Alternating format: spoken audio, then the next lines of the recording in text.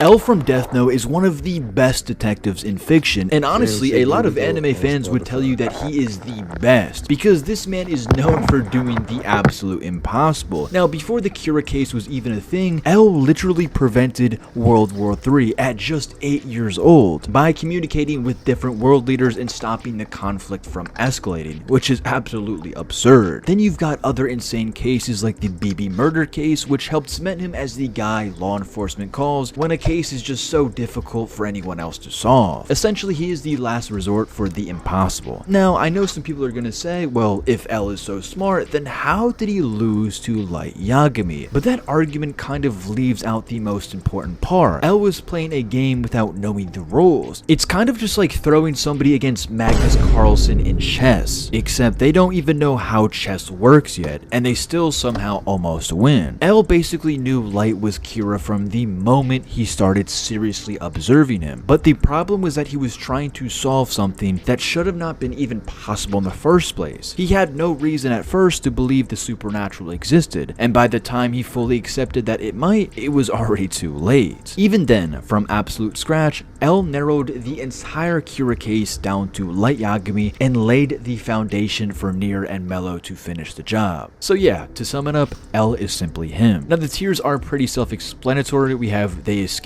L, close case, which means the killers get almost this close to surviving, but inevitably they do get caught. An easy arrest is it's a pretty easy arrest. Coming in first, we have Dexter Morgan. Now, with Dexter, there are honestly a lot of moments in the show where you can look back and say, yeah, if the right detective was on this case, Dexter would have been finished way earlier. The biggest example of that is obviously in season 2, when the FBI comes in to investigate the Bay Harbor Butcher case. Like, imagine them hitting a wall and they just call up L like, yo, brother, we need your help because this case is an absolute nightmare. Now, that would be bad news for Dexter immediately, and the reason I say that is because Dokes was already this close to exposing him without being anywhere near as analytical as L. Dokes caught onto Dexter purely off instinct. He literally caught Dexter in the act of moving a dead body in trash bags onto his boat. That is how close Dexter was to being done. So if a guy like Dokes could sniff him out just from a gut feeling and pressure, then L would absolutely pick up on Dexter too, and probably even faster. Now I'm not saying this would be easy because Dexter is still Dexter. He is very careful, and whenever he feels truly threatened, his go-to move is usually to get rid of the threat before it gets rid of him. That's why he survived as long as he did, but the difference with L is that Dexter could not play that same game here. He can't just isolate L the way he did with Dokes, because the second Dexter even tries to make a move on L is way too used to operating like somebody wants him gone already. One weird move from Dexter and L's suspicion turns into full confirmation, and once Dexter feels cornered, that is when he becomes the most dangerous, but also the most vulnerable. So no, I don't think this is an easy arrest at all, but honestly, I do think that L will inevitably catch Dexter, but this is going to be a close case. Next, we have Johann Liebert from Monster. Now, this is a debate in the anime fandom that's been going on for absolute years, and I'd like to give my take on it. Johann is the type of killer who doesn't just kill people with his own hands, he destroys people psychologically, which allows him never to get his hands dirty, and that is what makes him so difficult to catch. With physical killers like Dexter or even Hannibal, there is at least a more direct line between the suspect and the crime. With Johann, the case becomes very tricky because so much of his damage comes from influence rather than just straightforward action. And if we're talking purely about putting someone behind bars, Johann might be one of the hardest people here to ever nail down in a legal sense. I do think L would realize eventually that Johann is the person who is behind all of this, just like he did with Light, but I don't think he would know it's Johann as fast as he knew Kira was Light. But proving Johann in a courtroom is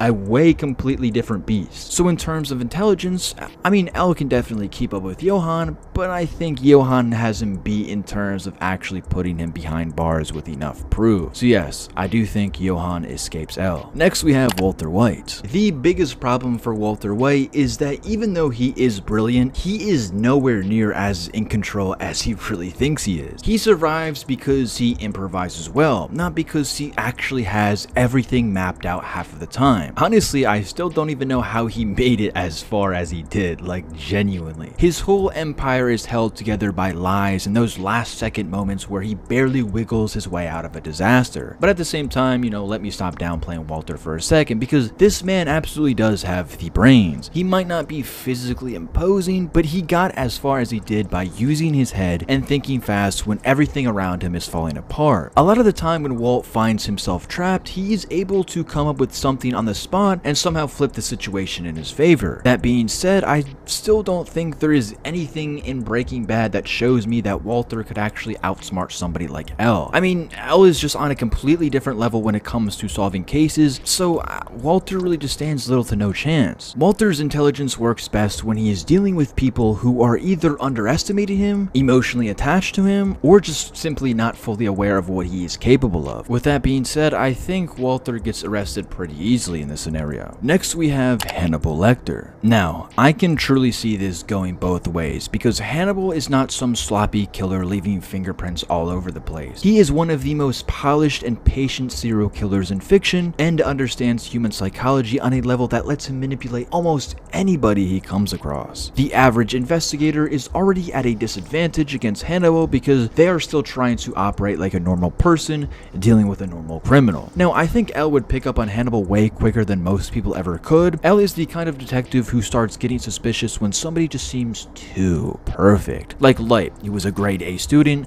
loving family, and a beautiful girlfriend, which when you really think about it, why did he throw all that away? I mean, I guess power just really consumes people because, brother, he had everything. The issue is that Hannibal is incredibly hard to prove. I think L absolutely could identify him as the Chesapeake Ripper, but getting enough concrete evidence to put Hannibal behind bars would take some serious time. Like, this guy genuinely leaves no evidence behind. Like, he's squeaky clean. L obviously wouldn't be able to get any evidence from the crime scenes. He would have to catch him in the act or trap him. Still, I do think L could get there, maybe eventually, because Hannibal's ego is one of the only things that can betray him. Hannibal loves being around intelligent people, and the longer he engages with L, I feel like he could honestly probably slip. I feel like he could escape L, and L could also catch him. I don't know, this one might be controversial, but I think he might escape L, but then also you could say it could be a really close case, but I would have to put him over Dexter, obviously, but I don't know, man. It really could genuinely go either way. Like, I would put Hannibal in 50-50. Next, we have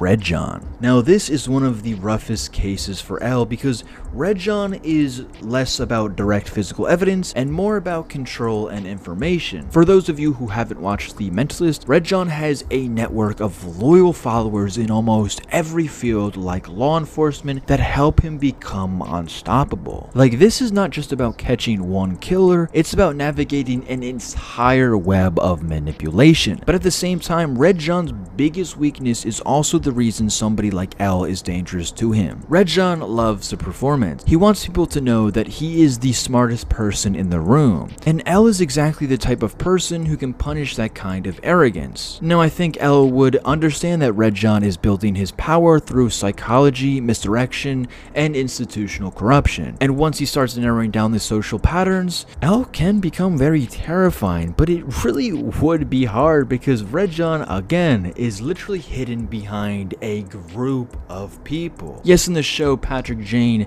knew about Red John eventually, but he never could get enough evidence to actually put him behind bars. He actually had to just simply outright just kill him. There was no evidence he could ever find. Like, seriously, the hard part would be getting through the corrupt layers around Red John before Red John can have him removed or misled. Again, this one is really, in my opinion, could go either way, but I don't know. I would say he escapes L, but I don't know. I really just, I don't know. This one is honestly, in my opinion, very tricky. Next, we have the Zodiac Killer. What made the Zodiac so hard to catch was how messy everything felt. The random attacks, the ciphers, and the constant need to remind everybody that he was still out there every time bro just got bored. Well, I mean, he never got caught, so he had to be doing something, right? I mean, like, so it doesn't even matter what I'm saying. But at the same time, that is also why I think someone like L would be a huge problem for him. Because every time the Zodiac would send out a letter, he is going to give L more to work with. Like, when you're up against L, don't make it easier for him to catch you. The more you give him, he will eventually catch you. Now, I would have to say Zodiac Killer would end up in a close case, because you can't just say this would be an easy arrest. L would still have to take his time going through all the encrypted messages and trying to narrow down who the hell the Zodiac Killer was. So obviously it's going to take some time, so I can't just say it would be easy, but eventually I do think L would catch the Zodiac Killer. Next we have the Riddler. Riddler is basically the type of criminal who cannot help but snitch on himself in the most dramatic way possible. Like, literally every time the Riddler drops a body, he just has to put a little riddle around the crime scene for someone to find. And as I already said with the Zodiac Killer, if you keep giving him clues, eventually he's gonna come and find you, brother. All L would have to do from there is intentionally control the police response, ignore clues on purpose, or pretend they interpreted something the wrong way just to force Riddler into correcting them. And you already know the Riddler is not going to be able to resist. Batman usually gives Riddler the satisfaction of feeling like some grand intellectual threat. L would treat him like an annoying kid who keeps raising his hand in class for attention. Just kind of like the Zodiac Killer, all the riddles are absolutely annoying, brother. Like in the Arkham games, bro, like that, dude, that was one of the worst experiences in my whole entire life playing video games. Like all of the riddles in the game absolutely pissed me off. So honestly, just because they pissed me off, I feel like they're gonna piss L off too, so I would put him in close case. Or it could be argued that he's an easy arrest, but we actually, hold on, this is genuinely an easy arrest. What am I talking about? This guy literally calls himself the Riddler and has a costume with question marks on it. Brother, if you see him in real life, brother, you're gonna know that's the Riddler. So what am I even talking about? And next we have John Kramer. Now, Jigsaw is a weird one because whether you call him a serial killer or not, he is obviously orchestrating death on a massive scale. John's biggest weapon is that he frames himself as morally above the label. He sees himself as some kind of teacher rather than a murderer, and that self-image gives him a weird confidence. He would cut right through the moral nonsense and treat the situation exactly as it is. And a lot of what makes him hard to catch is that he always is 10 steps ahead, with apprentices and traps designed to continue even after his own death. But I think people overrate how untouchable that makes him against someone like L. L is amazing at understanding intent and hidden structure. The second he realizes Jigsaw is not just one isolated killer but the center of a philosophy-driven machine, John's entire empire only works because other people keep it alive. And the more people get involved, the more chances L has to crack the operation open. Screw it, we'll put him in closed case. Why not? So yeah, let me know what you guys think. I think Red John and Hannibal could go in close case if I'm being genuinely honest, but 100% Johann Liebert is...